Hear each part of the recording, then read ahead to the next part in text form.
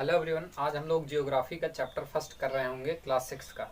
तो आइए देखते हैं। ये जो चैप्टर है बेसिक अंडरस्टैंडिंग के लिए है कि आपको एक बेसिक अंडरस्टैंडिंग करा दी जाए कि जियोग्राफी में क्या क्या चीज़ें हैं। इसमें आपको बहुत बेसिक बेसिक चीज़ें, मून्स के बारे में, अर्थ क्या है, सन क्या है, इसके इसके चीज़ों के बारे में बताया गया। और इसमें ना ही कुछ कभी इससे एग्ज़ाम में आता है, ना ही ये, और भी एक बस बेसिक अंडरस्टैंडिंग के लिए चैप्टर इंपॉर्टेंट है। तो आइए जल्दी से जल्दी इसे कंप्लीट कर लेते हैं। तो पहले इसमें क्या बता रखा है इसमें कि सन क्या है। सन इज़ द नियरेस्ट स्टार, पता है सबको। तो सन के बारे में बता रखा है। मून क्या है, मून के बारे में बता रखा है। ये भी तो ये कहीं चीज़ें आती नहीं हैं। अब स्टार्स के बारे में बता रखा है। स्टार्स के बारे में एक चीज़ इम्पोर्टेंट है इसमें जो बता रखी है, पोल स्टार क्या होता है। पोल स्टार तो ये नॉर्थ की डायरेक्शन में होता है पोल स्टार। और जो पहले के लोग हुआ करते थे ट्रैवलर्स, वो इसका यूज़ करते थे डायरेक्शन पता करने के लिए, क्योंकि ये जो स्टार है ये हमेशा नॉर्थ के ही डायरेक्शन में रहता है और ये बहुत ज़्यादा शाइन भी करता है नॉर्थ के डायरेक्शन में रहकर। फिर बता रखा है इसमें कॉन्स्टलेशंस क्या होते हैं। Constellations, it is a group of stars having a particular structure. ये मतलब ग्रुप ऑफ स्टार्स होता है, जैसे मतलब एक स्टार यहाँ पे यहाँ पे यहाँ पे यहाँ पे। तो ये जब स्टार्स जो होते हैं ये इस तरीके से अरेंज होते हैं कि एक तरीके का स्ट्रक्चर बनने लगता है, वही कहलाता है कॉन्स्टलेशंस। ठीक है, जैसे आप लोगों ने नाम सुन रखा होगा सप्तऋषि कॉन्स्टलेशन का, तो ये बनता है। तो ये सारा कॉन्स्टलेशन जो है एक स्ट्रक्चर होता है बस स्टार्स का, जो प्रॉपर तरीके से अरेंज होते हैं। ये हो गई आपकी कॉन्स्टलेशंस। अब फिर इसमें बता रखा है प्लैनेट्स क्या होते हैं। प्लैनेट्स, अब प्लैनेट के बारे में डिस्कस हो रखा है। वही 8 प्लैनेट्स जो होते हैं उन्हीं के बारे में बता रखा है। मरकरी हो गया, वीनस हो गया, अर्थ हो गई, मार्स हो गया, जुपिटर हो गया, सैटर्न हो गया, यूरेनस हो गया, नेपच्यून हो गया। तो ये सारे प्लैनेट्स के बारे में बता रखा है। कोई काम की चीज़ें नहीं इसमें, बस थोड़ा सा एक बार ओवरव्यू ले लो, चैप्टर में है क्या। फिर ऑर्बिट्स क्या होती है। ये जो सन है, जैसे सन के अराउंड एक पर्टिकुलर पाथ पे जो सारे प्लैनेट्स हैं वो घूमते हैं सन के अराउंड, तो वो जो पाथ है उसी को हम ऑर्बिट्स कहते हैं। आसान है, वो भी क्लियर हो गया। सन है, उसके चारों तरफ घूम रहे हैं प्लैनेट्स इधर ऐसे ऐसे ऐसे ऐसे करके, तो वो जो जिस पाथ पे वो घूम रहे हैं एक फिक्स पाथ, उसी को ऑर्बिट कहा जाता है। उसके बाद इसमें बता रखा है गैलेक्सी। गैलेक्सी क्या होती है। It is a collection of, मतलब जितने भी बॉडीज़ हैं हमारी यूनिवर्स में, sun, moon, stars, planets, asteroids, meteoroids, dark planets, ये सारी जो इन चीज़ों का जो कलेक्शन है उसी को हम गैलेक्सी कहते हैं। ठीक है, तो गैलेक्सी, गैलेक्सी में जैसे एक इम्पॉर्टेंट चीज़ है कि हम किस गैलेक्सी में रहते हैं।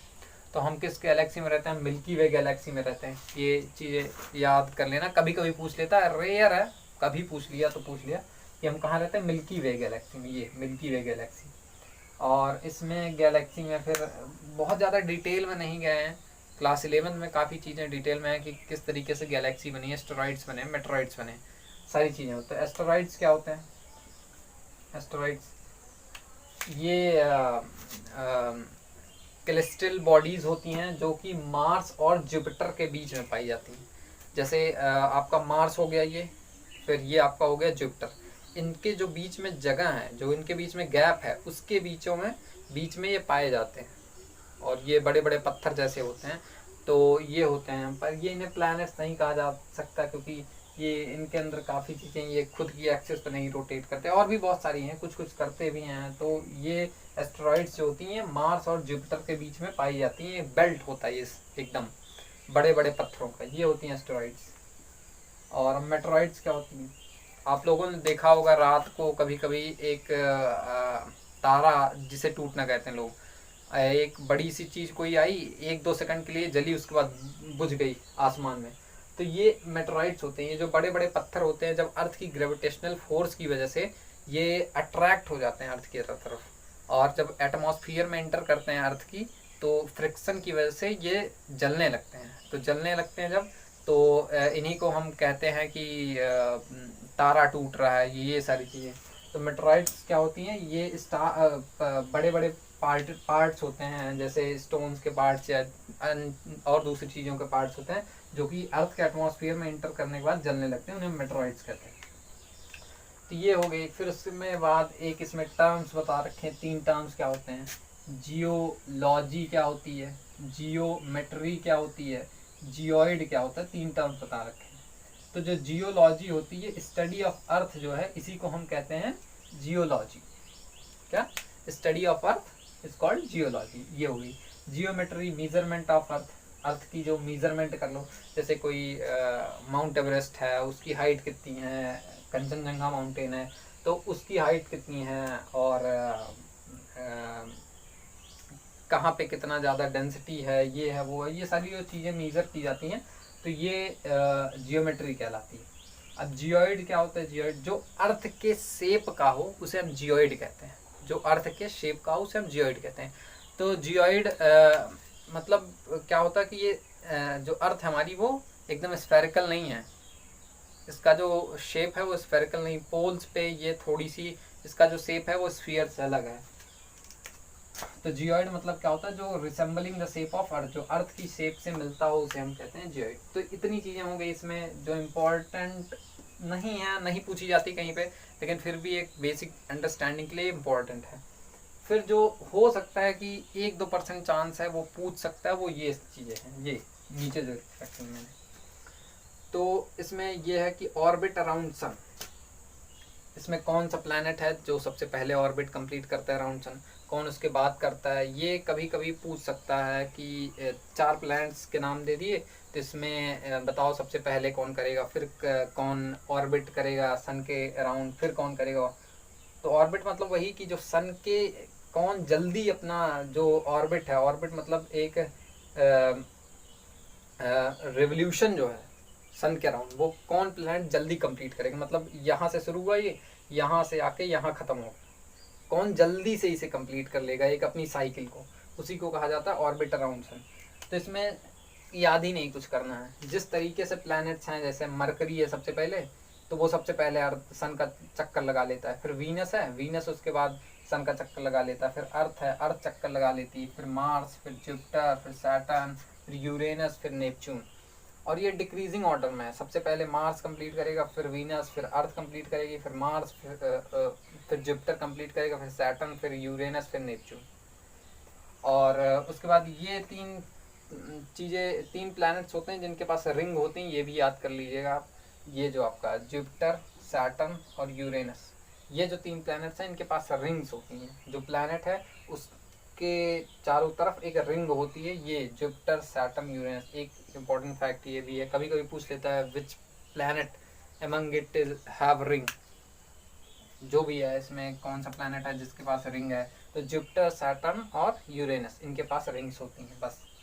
अब नंबर ऑफ मून्स, कौन सा प्लैनेट है जिसके पास मून्स होती है, जो नेचुरल सैटेलाइट मून है, तो वो किसके पास सबसे ज़्यादा होती है, किसके पास सबसे कम होती है, ये इसमें बताया गया।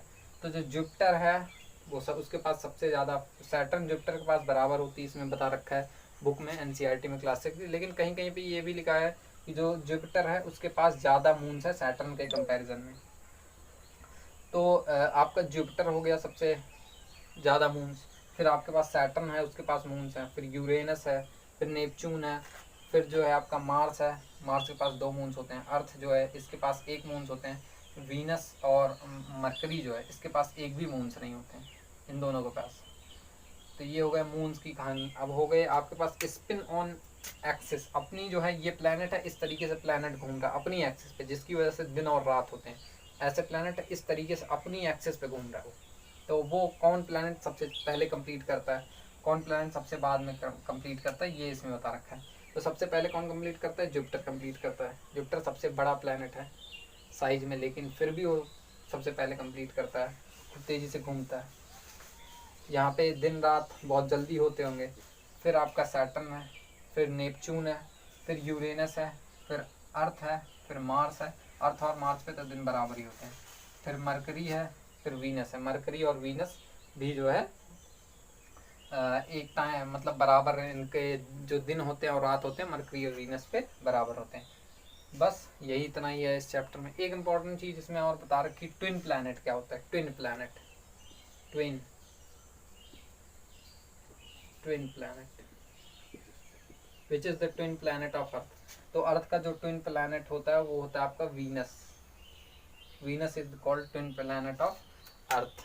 ये इंपॉर्टेंट चीज़ है बस। उसके बाद इसमें बता रखी नील आर्मस्ट्रांग कब मून पे लैंड किए थे, इंटरेस्टिंग फैक्ट के रूप में। तो वो सारी चीज़ें कहीं पूछी नहीं जाती हैं, डेट दे रखा है, यही चीज़ें एक दो इंटरेस्टिंग फैक्ट है। मतलब जो क्रक्स था इस चैप्टर का वो इतना ही है बस, इससे ज़्यादा नहीं, बस ये चैप्टर खत्म।